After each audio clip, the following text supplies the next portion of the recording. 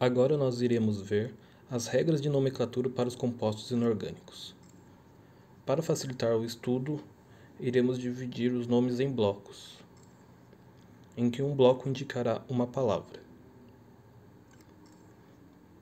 Um prefixo e um sufixo serão representados por meios blocos, ou seja, partes da palavra, e juntos indicarão a palavra.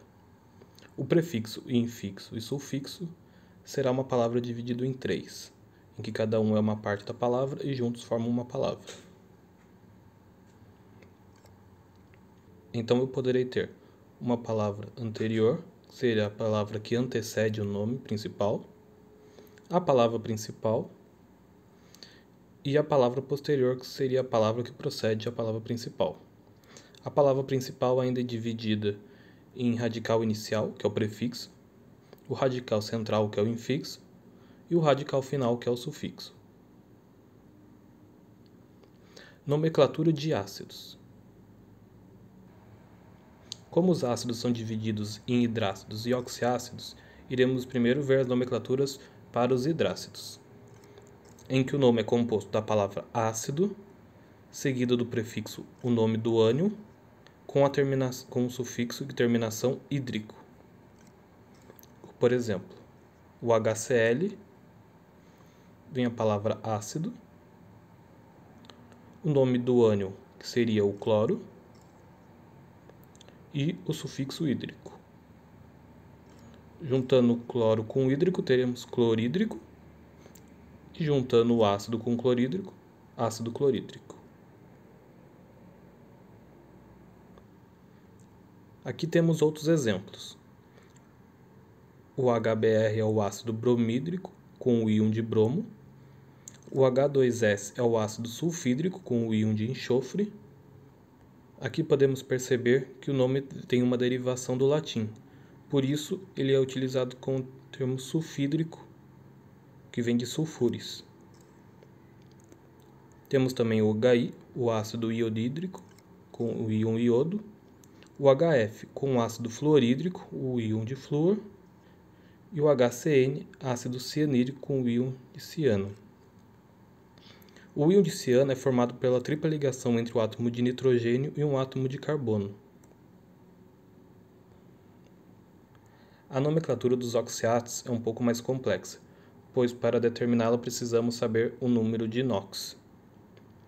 O NOx será ensinado em conteúdos posteriores. Por enquanto eu passarei as regras básicas para vocês desenvolverem as nomenclaturas, mas depois iremos ver mais profundamente sobre esse conteúdo. O que é importante saber é que o NOx do hidrogênio é mais 1 e o NOx de cada oxigênio é menos 2.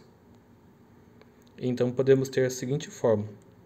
O oxiácido ele vai ser formado pelo mais 1 do hidrogênio vezes o número de átomos de hidrogênio mais o NOx do outro elemento multiplicado pela quantidade desse outro elemento, mais o NOx do oxigênio, que é menos 2, multiplicado pelo número de oxigênios. E toda essa soma tem que dar igual a zero, por ser uma regra do cálculo de NOx. Também podemos chegar nessa determinação, em que isolamos o NOx do outro elemento, que é o que precisamos saber para o cálculo do NOx. Existem outras formas, mas elas são mais complexas e exigem que sejam decorados os ácidos primários. Por isso essa fórmula pelo cálculo de NOx pode ser mais prática para que vocês consigam entender. Quando eu tiver o NOx do meu elemento como mais 1 ou mais 2, eu terei essa definição, em que será o nome ácido, e a palavra principal será formada por hipo, o nome do íon, terminação oso. Para NOx mais 3 e mais 4, eu terei a palavra inicial ácido, seguido do prefixo o nome do ânion, com a terminação oso.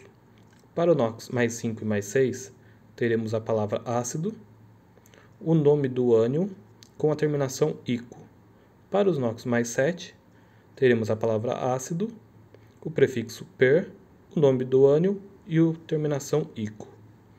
As exceções mais famosas dessas regras são o ácido bórico, H3BO3, e o ácido carbônico H2CO3.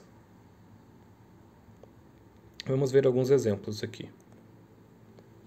Aqui eu tenho o HClO3. Então vamos colocar aqui na fórmula. O número de átomos de hidrogênio é 1, o número de átomos do elemento é 1, o número de átomos de oxigênio é 3. Então vamos multiplicá-los. Teremos o hidrogênio continuando com mais 1, o elemento continuará com seu único NOx, e o NOx do oxigênio será multiplicado por 3, então passará a valer menos 6. Agora isolamos o NOx do outro elemento, lembrando de trocar o sinal dos componentes que serão passados para o outro lado. E chegamos no resultado que o NOx do elemento é mais 5. Podemos ver ali, o NOx mais 5 e mais 6 são compostos pela palavra ácido, o nome do ânion e terminação ico. Então aqui fica ácido clórico. Outro exemplo, HClO4. Temos um átomo de hidrogênio, um átomo de cloro e 4 átomos de oxigênio. O hidrogênio e o cloro permanecem com seus valores iniciais e o oxigênio passa a valer menos 8.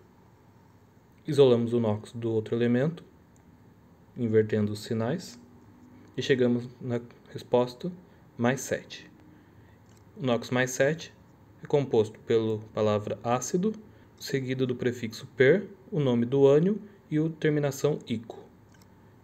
Então o nome fica como ácido perclórico. Vamos usar outro modelo de fórmula agora para determinar o cálculo. Temos aqui HClO2. Temos um átomo de hidrogênio, um átomo de cloro e 2 átomos de oxigênio. O hidrogênio e o cloro permanecem com o mesmo número e o oxigênio passa a valer menos 4. Resolvemos a equação e chegamos no resultado em que o NOx do elemento é mais 3. Com o NOx mais 3, utilizamos a palavra ácido, o nome do ânion, terminação oso. Então, o nome é ácido cloroso. E agora o último exemplo, HClO. Temos um átomo de hidrogênio, um átomo de cloro e um átomo de oxigênio. Então devemos manter o NOx inicial dos compostos e chegamos no resultado que o NOx do elemento é mais 1.